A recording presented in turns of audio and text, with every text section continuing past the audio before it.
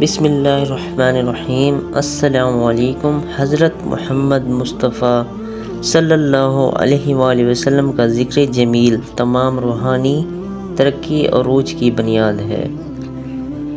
حضرت محمد صلی اللہ علیہ وآلہ وسلم کے چشمہ فیضان رحمت سے تمام کائنات اور اس کا ذرہ ذرہ سیراب ہے۔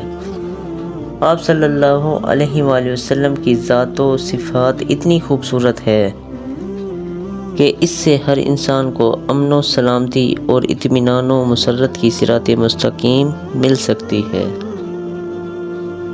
ہمارے آقا دو عالم صلی اللہ علیہ وآلہ وسلم کی عادات طیبہ کا ذکر کرنا وہ بھی مختصر الفاظ میں نہایت مشکل بلکہ ناممکن ہے۔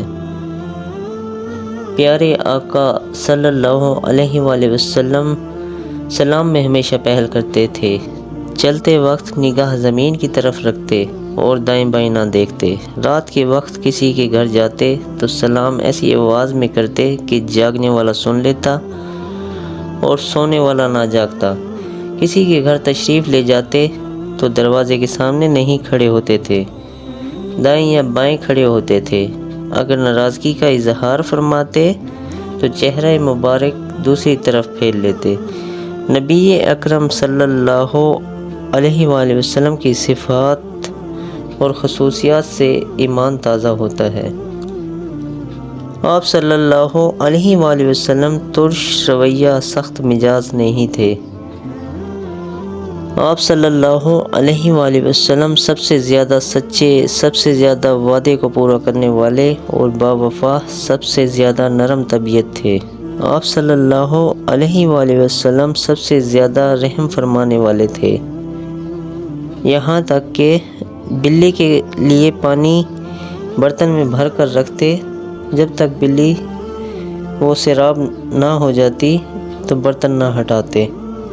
عین نماز کی حالت میں اگر کسی بچے کے رونے کی آواز آتی اور اس کی ماں آپ صلی اللہ علیہ وآلہ وسلم کی ابتدا میں نماز ادا کر رہی ہوتی تو آپ صلی اللہ علیہ وآلہ وسلم شفقتاً نماز کو مختصر فرما دیتے۔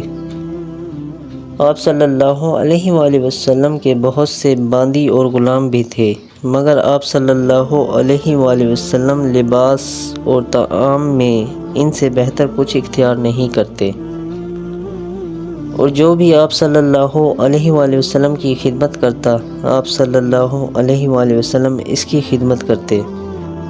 حضرت انس رضی اللہ تعالیٰ عنہ کہتے ہیں کہ میں نے تقریباً 10 سال آپ صلی اللہ علیہ وآلہ وسلم کی خدمت کی۔ اللہ کی قسم جتنی خدمت میں نے آپ صلی اللہ علیہ وآلہ وسلم کی اس سے زیادہ آپ صلی اللہ علیہ وآلہ وسلم نے میری کی۔ آپ صلی اللہ علیہ وآلہ وسلم اپنے اصحاب کے ساتھ انتہائی محبت اور بے تکلفی کا معاملہ فرماتے۔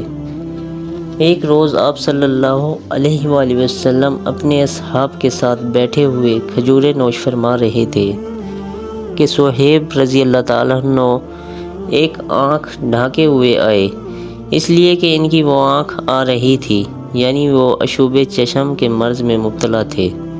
وہ سلام کر کے کھجوروں کی طرف جھکے۔